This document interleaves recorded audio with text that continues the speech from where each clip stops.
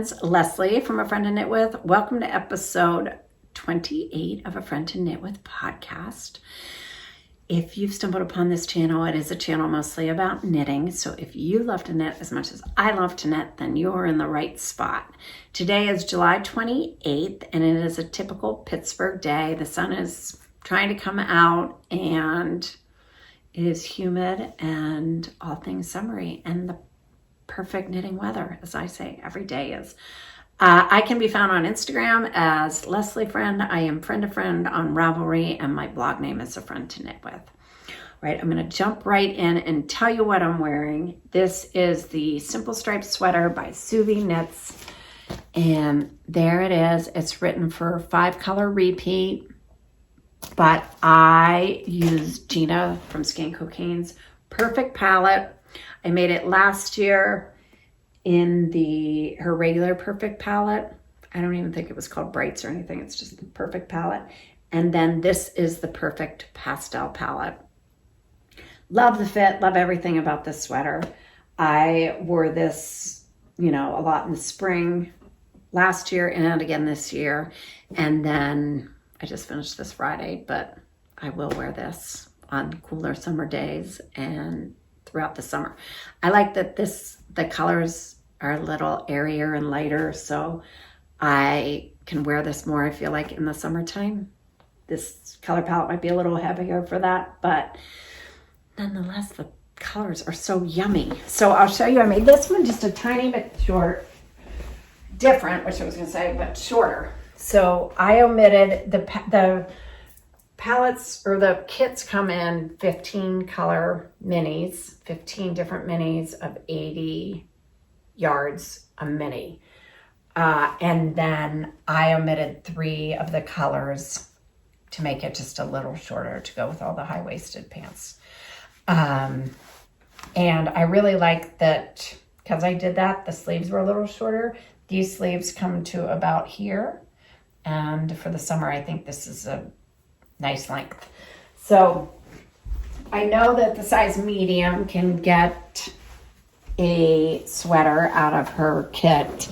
And then if, this pattern goes up to, I think, a 4XL. So you could probably order more yarn for that. But yeah, I love making stripes. I love working on stripes. I love getting to the next color. I love joining the next ball, which I did want to mention how I did that too. But I had so many people message me about, after they finished their first stripe, wondering if they would have enough yarn for the second stripe. And I know it's a little medium and less, yes, you will.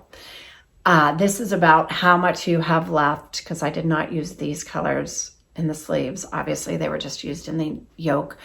And so this is about how much you have left after you knit the yoke. So obviously I have a little bit more of that. So this is probably more accurate on how much yarn, and which I could see this is like panic mode. Like, I'm not going to have enough for stripes. So what I did, each stripe within my whole body on both sweaters has 13 rounds. And then on the sleeves, what I did is I alternated sleeves. So I moved, from left to right, and then I did right and left, right, left, back and forth that way. And I would do the 11 rounds when I first started with my new color. And then when I went to the other side, sometimes I was fortunate and got 11 rounds, and sometimes I could only do 10 rounds, which to me is not a big deal. So then I would definitely have 11 rounds for the next color. And sometimes I could do 11 rounds, sometimes 10. So what happens is it just ends up balancing out, and you end up probably with the same length, maybe 1 or 2 rounds different, which to me does not bother me at all. I don't think anyone would notice. I actually don't even think that anyone would notice that I only have 11 rounds in my sleeves and my body. Maybe you do. But to me, it doesn't really matter. I'm not that fussy unless I held it up. But visually, it doesn't, it's not something that my eye is drawn to. I just notice the colors. I love also how some of these stripes pull stripes. Some of the colors each pull stripes, so you have like some stripes within the stripes. Which I just love that. It just adds a little more detail, I think, to the sweater.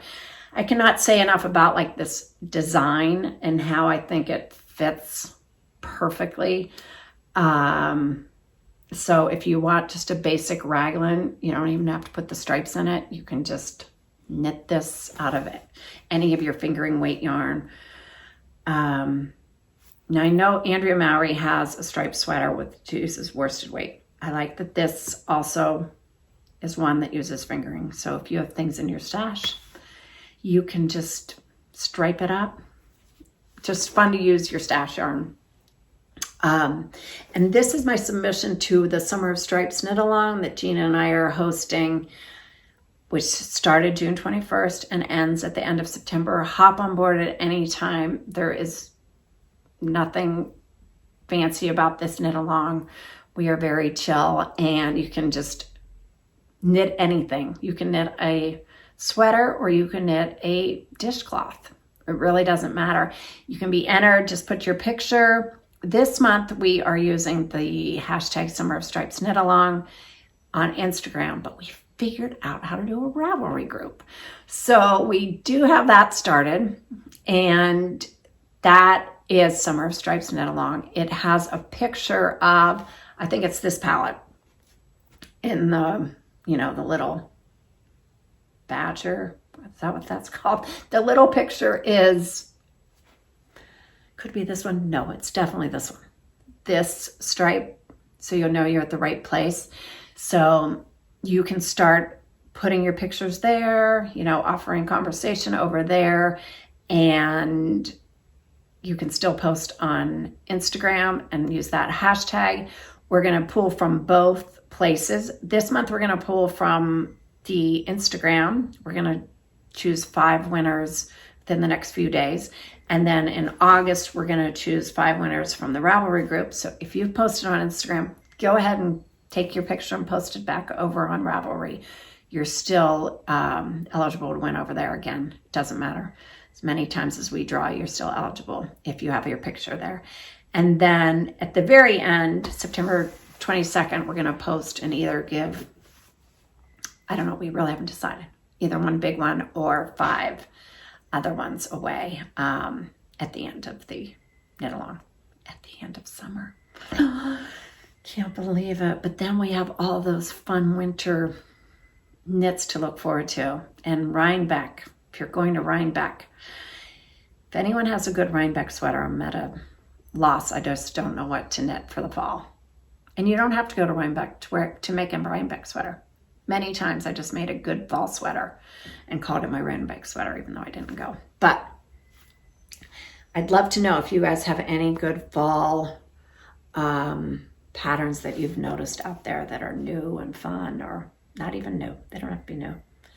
Just something that would be a great fall sweater to make. So, all right. So this is what is off my needle. Feel free to ask me any questions about, how I made this stripe-wise. If you didn't understand, I am happy to go off over it again. These are the colors that I omitted. I know that Gina is making hers reverse to me, so these are going to be up near her face. And yeah, but these are a little bright for the colors. I was going for more of like the muted sort of look. But I do love these colors. I have to use them for something. I'll probably, my other leftovers from the top of this, I made pom-poms with. So I'll probably just make some pom-poms with those. But I love just not having any yarn left over. It feels so good not to have like almost a whole ball left, doesn't it?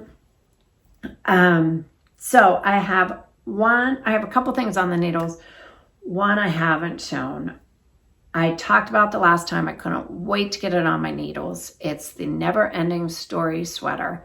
And I just hope that's not how it goes for any never ending. This is it. My pattern and my yarn was caught in a rainstorm last Saturday. We lost power for 2 days. So I was able to knit for 2 days. Lost power. My battery died on my phone, which was a good thing, I guess. And I was able to knit a lot. So I started the sweater. Now, I had a black that I was going to make this sweater out of. But then when I read the pattern, I was a little scared I was going to run out of yarn. And it's the Buttercup cotton. Okay, this is the yarn I'm using by PurlSoho. And I believe they're going to discontinue this because it's 60% off right now. This came to $6.60 a skein, and it has like 384 yards. 364 yards.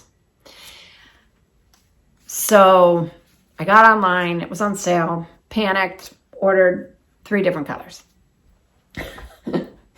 Panicked that I wasn't going to be able to get any more yarn. So I ordered 5 of each color, and now I know I'll have enough. So I'm going to make one and see how much yarn it takes, and then I can make the black one, the one that I really want. So it's a half fisherman rib sweater. So you guys know half fisherman rib is like half of the brioche. It's just the one half.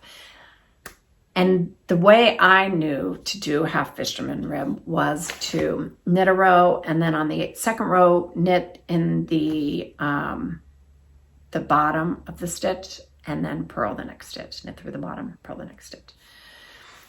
Now, Paula Strict, who wrote the pattern, is doing it the other way, which is also the way to do a half fisherman rib, which is with the yarn overs on one row and then purling those stitches together on the next row. Well, I wanted to just have one row of not paying attention, of either knitting the whole row or purling the row. It didn't matter, but I just didn't want to have to be ribbing that whole row. So I worked for about 4 hours, I'm not even kidding you, on trying to do the increases on the knitting one row and knitting through the under loop, the second row. And my brain just could not click. So I decided, okay, I have to do it the way Paula wrote it, and that's what I'm going to do. And it's going okay. However, you're basically ribbing the whole sweater. I mean, the movement is definitely, if you're an English style knitter, like I am, it's always purling, always moving your wrists, like, you know. So I decided, I do know how to continental stitch because I taught myself, I don't know, a year and a half ago, 2 years ago. But I am pretty tight at it, which at the time I wasn't even thinking. So I started off English style, and I thought, oh, you know what, why am I not knitting continental? So I started with the continental, and then I noticed that I was much tighter. My stitches were very tight on my needle. So there, you can see it, right? And I noticed it, but I decided just to continue on, and until I got to the point where I could put it on a holder, and then I would wet block it, which I did, and no, I cannot get that out. So I became very mad at this sweater. And I just decided, you know what, you're going to go to timeout. This color is going to timeout. And so it's in timeout. I will probably I'll have to rip it back, but I did not want to deal with ripping back the half fisherman rib. And I didn't have a lifeline or anything. So that one went on hold, and I decided to cast on in a different color. And that's why I am now in this color. And it's going well. And I'm just, going to take my time and do the half fisherman rib the way that Paula wrote it. And so that's as far as I got on that. This color I actually am loving more for the fall than the ecru color. This is heirloom white. And this is, what is this one? Woodland gray. So I have woodland gray Heirloom White, and then this is Gray Cloud. So I bought 3 different colors. So yeah, maybe I'll have 3 never-ending sweaters. Never-ending story sweaters. They might be never-ending sweaters. I hope not. If they are, they are. But I hope to have this one finished. I think that I will have this finished.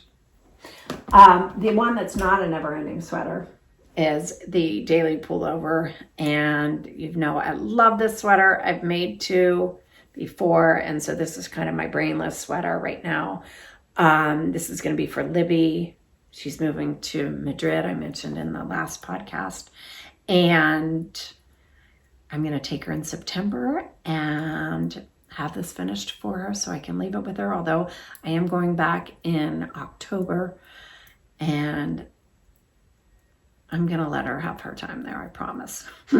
I promise I won't smother her in Madrid. But I am going the first time with my husband. We're going to take her over and then we're going to travel to Portugal.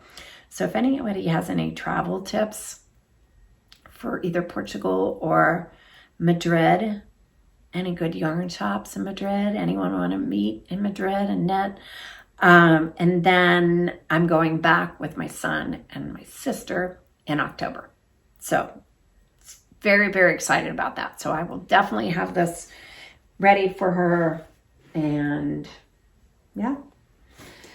And maybe I'll be wearing this. It's my plan to wear this while I'm there because it'll definitely be getting a little cool, at least in October. So that's all I have on my needles. That's the only thing I bought.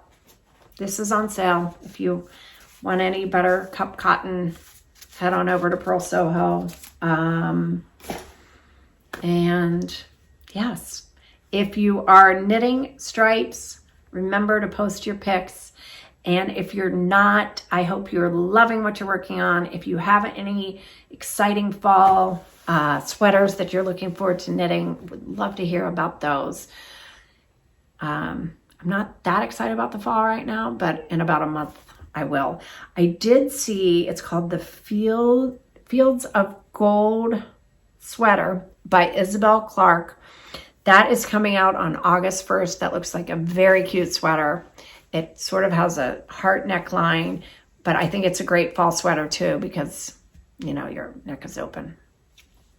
And it has a little, like a wheat, it almost looks like wheatgrass, you know, motif kind of, but it's not color work. It's all one color with a pattern. And then the sleeves are just stockinette, it looks like, from the looks that I could get, but I didn't read any of the project notes. And that is out August 1st. So if you want to look at that. And in the meantime, enjoy your knitting. And remember, you always have a friend to knit with. Take care.